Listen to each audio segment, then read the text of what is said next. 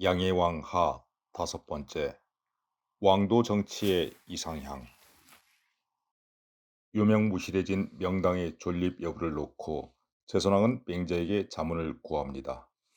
명당이란 천자가 지방을 순행하면서 제후들의 조회를 받을 때 머무르던 곳으로, 이곳은 천자 중심의 질서 체계와 백성의 고충을 이해하고 해소하려는 왕도 정치의 생생한 현장이기도 합니다. 실효성이 떨어진 지 오래이고 유지 비용이 부담이 되는 상황에서 명당 철거의 요구에 직면한 제선왕은 고민에 빠져 있습니다. 제나라 태산에는 천자가 제후의 조회를 받을 때 머무르던 명당이 오래전부터 있었습니다. 천자가 다시 순행하지 않았기 때문에 사람들이 나에게 명당을 헐어야 된다고 합니다. 과연 헐어야 할까요? 아니면 보존해야 할까요?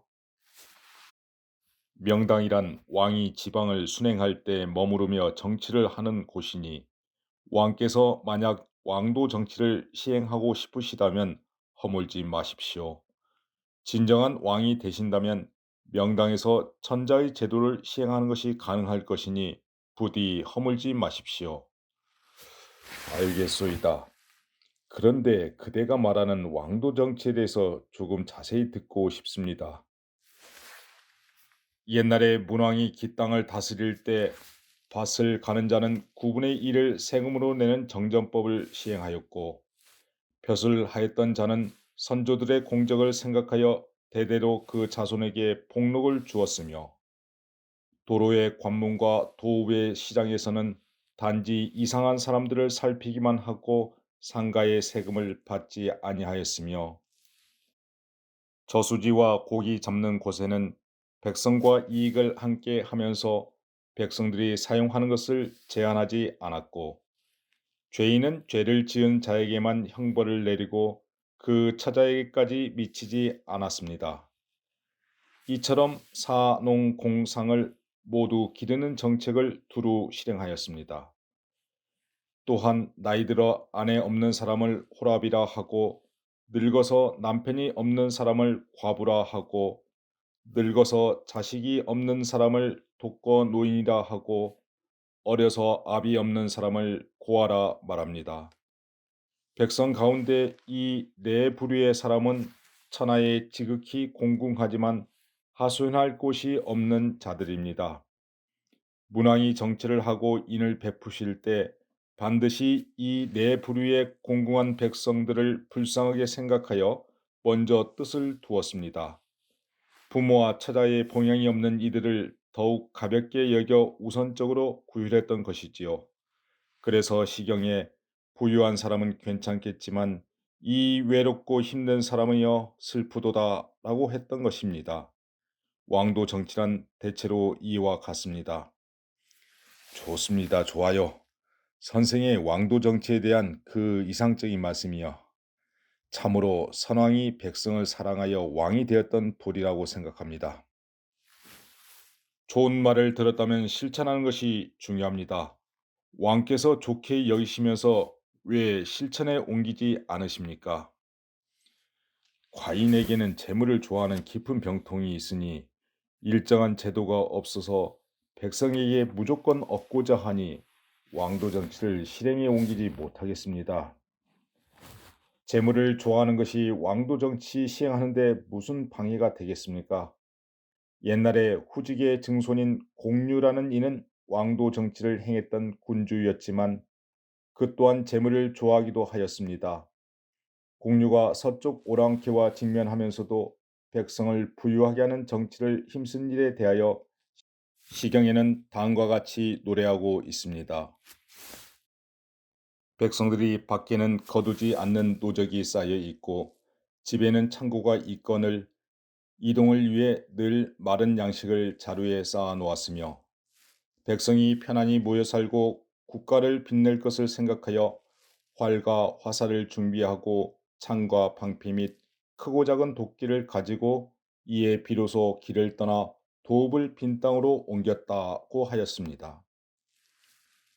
시경의 말을 보면 공유가 도읍을 옮길 때 백성들이 거처하는 곳에는 노적과 창고가 있었고 길을 떠나는 이들은 모두 이동할 양식이 있어서 백성이 부유하고 풍족함을 알 수 있습니다. 이는 공유가 재물을 좋아했지만 자기 마음을 미루어서 백성들에게 미쳤기 때문입니다. 그런 다음에 바야흐로 길을 열어 나라를 세우고 사업을 일으켰던 것입니다.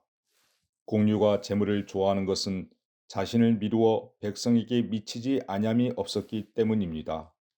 왕께서 만일 재물을 좋아하시면 공유와 같이 백성과 함께하는 정치를 하여 백성들이 모두 부유하고 풍족하려는 소원을 이루게 하신다면 천하의 왕이 되시는데 무슨 어려움이 있겠습니까? 재물을 좋아하는 것은 진실로 병통이 될 것이 없습니다. 잘 들었습니다. 그러나 과인은 재물만 좋아할 뿐 아니라 또한 여색도 좋아하는 병통이 있어서 이모의 마음이 흔들리고 씀씀이가 사치스러워 왕도 정치를 시행하지 못할 것 같습니다. 그 무슨 말씀이십니까? 여색을 좋아하는 것도 왕도 정치에 방해가 되지 않습니다. 옛날에 왕도 정치를 행한 태왕 역시 여색을 좋아하여 그 후비를 총애하였습니다. 시경에 이르기를 고공담보라 불리는 태왕이 적인의 난을 피해 도읍을 옮길 때 아침부터 말을 달려 서쪽 물가를 따라 기산 아래에 이르렀는데 이때 그 후비였던 강녀와 함께 살아갈 집터를 보았다고 하였습니다. 이때의 태왕의 백성은 안으로는 남편이 없다고 원망하는 여자가 없으며 밖으로는 아내 없는 남자가 없었습니다. 이것은 태왕이 여색을 좋아하는 마음을 미루어 백성에게 미친 것입니다. 왕께서 만일 여색을 좋아하면 또한 태왕과 같이 백성들과 함께하여 원망하는 여자와 부인 없는 남자를 얻게 하신다면 천하의 왕이 되는데 무슨 어려움이 있겠습니까? 왕께서는 왕도 정치를 힘써 행하시는 것이 좋을 것입니다. 공유와 태왕이 백성과 같이 하였던 마음을 미루고 문왕이 기 땅을 다스리던 정치를 시행하십시오. 만약 왕도 정치를 행하시면 명당에 앉아서 제후에게 조회를 받을 것이니 어찌 명당을 헐려고 하십니까?